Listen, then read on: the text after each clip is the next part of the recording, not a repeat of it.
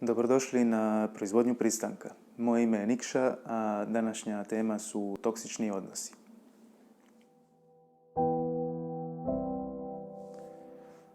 Toksični odnosi danas su toliko rasprostranjeni da ih mnogi uzimaju kao nešto sasvim normalno. Takvi odnosi najčešći su među članovima obitelji, među partnerima ili na radnom mjestu. Tako da takvi odnosi mogu biti između vas i vaših roditelja, vaše braće i sestara, partnera, partnerice, prijatelja ili na radnom mjestu između vaših kolega ili vašeg šefa. No oni koji su najčešće i najpogubniji za nas kao pojedince su oni sa našim najbližima, našim partnerom ili partnericom, ljudima koje poštujemo, volimo i cijenimo. Upravo zbog familijarnosti, bliskosti i intimnosti koju dijelimo s tim ljudima, najčešće smo spremni izmišljati mnoštvo izgovora kako bi opravdali njihovo štetno ponašanje i ne želimo prihvatiti mogućnost da su upravo možda oni ljudi koji nas sputavaju i ograničavaju u životu. Toksični odnosi poznati su po svojim velikim emocionalnim usponima i padovima, odnosno periodima velike sreće i radosti kada je ta osoba dobra prema nama i periodima velike nesreće, patnje i tuge kada je ta osoba loša prema nama. Tako da u takvim odnosima takva osoba će se ponašati na sljedeći način. U jednom trenutku će vas obasipati pažnjom i ljubavlju samo da bi u sljedećemu sve to uzela kada učinite ili ređete nešto što se njoj ne sviđa. U takvim situacijama takva osoba vas neće ni najmanje štedjeti. Iskoristit će svaku vašu slabost i manu kako bi vas maksimalno povrijedila. Tako da vam nikad više u životu ne bi palo na pamet da tako nešto ponovo učinite. Ako u tom trenutku nešto prigovorite ili se počnete svađati s toksičnom osobom, ona će to reći da radi za vaše dobro, da vas nauči lekciju ili da ona tako nešto ne bi nikad učinila da je vi na to niste primorali. Odnosno, reći će ili učiniti gotovo bilo što kako bi vas uvjerila da je njezino toksično ponašanje zapravo izraz ljubavi i brige za vas. Jednom kada ste uhvaćeni u ovakve odnose, vrlo teško ćete izići iz njih, jer ćete se početi ponašati kao ovisnik. U jednu ruku znati ćete da je ovakav odnos jako štetan za vas i da bi ga čim prije trebali prekinuti i maknuti se od te osobe, jer vam ona doslovno crpi svu životnu energiju i radost. Ali u drugu ruku, čim se maknete od nje, počnete se osjećati izgubljeno i ne znate što bi bez nje. Ako ste se ikad našli u ovakvoj situaciji i tako se osjećali, nije slučajno. Toksične osobe koriste posebne tehnike kontrole uma i zastrašivanja kako bi u vama inducirali ovako ponašanje. Jedna od takvih metoda je gaslighting. Cilj te metode je da u vama do što je moguće više uništi vaše samopoštovanje i samopouzdanje do te razine da ste većinu vremena zbunjeni i izgubljeni. Da sumnjate u svoje misli, svoje zaključivanje, svoje namjere i da zapravo niste u mogućnosti donijeti bilo kakvu ozbiljniju odluku u životu bez da se prije toga konzultirate, odnosno dobijete odobrenje toksične osobe. Kako to izgleda u svakodnevnom životu, pitate se? Toksična osoba će, na primjer, izmijeniti detalje razgovora ili će izmisliti kompletno svoje i uvjeravati vas da ste učinili ili rekli nešto sve dok vi to ne prihvatite, bez obzira jeste vi to stvarno učinili ili ne. Ili će iz najobičnijeg banalnog razgovora pokrenuti svađu i optužiti vas da ste nešto pogrdno rekli, da ste nekim čudnim tonom to izrekli, da vi zapravo imate loše namjere u vezi te osobe ili da jednostavno izmišljate i lažete. U nekoj drugoj situaciji omalovažavat će vas kad god za to nađe priliku.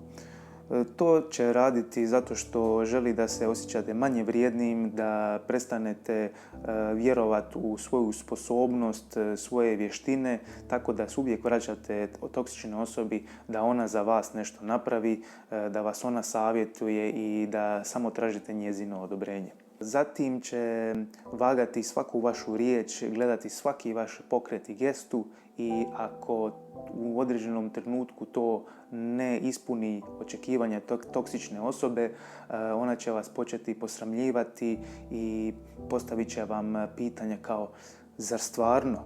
Kako si to mogao učiniti? Jesi ti normalan? I slično. Isto tako, ako se nađete u nekoj od sljedećih 5 kategorija, odnosno imate neki od tih simptoma, vrlo je moguće da ste u toksičnom odnosu. Pa krenimo redom. Broj 1.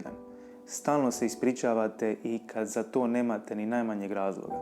Ako se često hvatate da se ispričavate drugima za svoje ponašanje, a niste ništa krivo napravili, vrlo je vjerojatno da vas je netko jednom na to naučio. I da ste vi uvijek dežurni krivac, da ste vi odgovorni za tuđe ponašanje, za njihovo nezadovoljstvo, njihovu ljutnju i da se vi morate ispričavati i to popraviti. Ali to je krivo. Takvo ponašanje samo će nove toksične osobe privući u vaš život.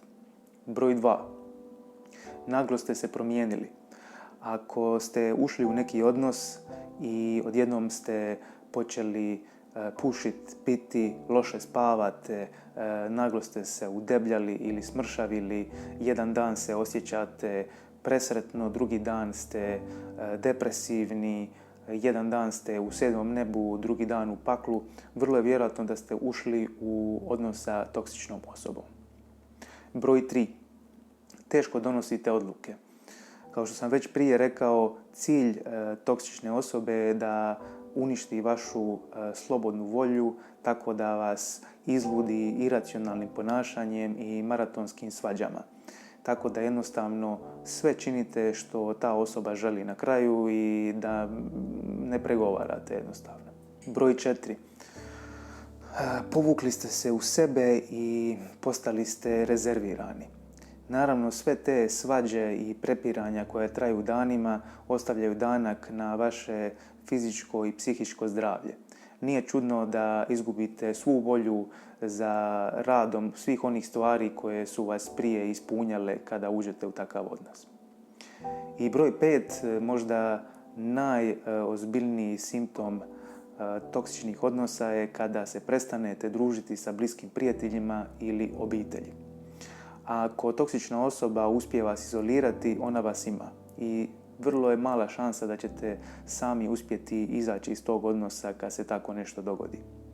Njezin cilj je da vas izolira od svih onih ljudi koji bi mogli primijetiti da se nešto čudno događa u vašem životu i koji bi vam zapravo mogli pomoći da se iz takvog odnosa i iskoprcate. Dosta toksičnih osoba su uglavnom i same bile žrtve toksičnih odnosa u svome djetinjstvu ili tokom svoga odrastanja i često su nesvjesne mnogo toga što čine jer su povrijeđene. A povrijeđeni ljudi zapravo najbolje rade jednu stvar, povrijeđuju druge ljude. No, sama činjenica što znate da su povrijeđeni ne znači da vi to trebate trpiti niti odobravati takvo ponašanje. Većina takvih osoba je itekako svjesna svih svojih problema i trauma, ali zapravo ne rade ništa na tome da ih riješe i smanje i da postanu bolje osobe. Tako da ako mislite da ćete takve ljude spasiti tako da budete dobri prema njima, da im dajete puno pažnje, ljubavi i razumijevanja, grdno ćete se zeznuti zato što su oni kao crne rupe. Što im više budete davali, to će oni više od vas tražiti natrag, a sve manje davati. Tako da nemojte biti tužni i nemojte se osjećati loše ako su to vaša majka ili otac, vaš dugogodišnji partner, partnerica ili najbolji prijatelj. Ne nasjedajte na njihove laži i manipulacije kako će se promijeniti kada pokušate otići od njih ili kako su oni samo žrtve okolnosti i života ili kako ste vi zapravo dužni nešto njima zato što su oni za vas učinili to i to i to. Kad ste jednom odlučili otići, otiđite, zatvorite vrata i ne gledajte više iza sebe. Naravno da neće biti lako, kao što sam već jednom rekao, kad ste uhvaćeni u ovakve odnose, vrlo vjerojatno je da ćete se početi ponašati kao ovisnik. I kad jednom otiđete, da ćete dobiti osobne krize, da ćete misliti da ste zapravo krivo učinili što ste otišli, htjeti ćete se vratiti toj osobi i mislit ćete da je zapravo sve to krivo što ste napravili. Ali nemojte posustajati, ostanite dosljedni svojoj odluci i ne zaboravite, to je bila samo lekcija, a ne doživotna robija. Vi niste dužni nikoga trpiti, nikog spašavati, vi ste dužni samo svoj život učiniti najboljim što može biti. Na kraju, ako već niste, pogledajte prijašnji video Emocionalna manipulacija u kojem govorim što je to manipulacija i kako postajemo žrtve iste. Do nekog sljedećeg puta čuvajte sebe i druge. Vidimo se.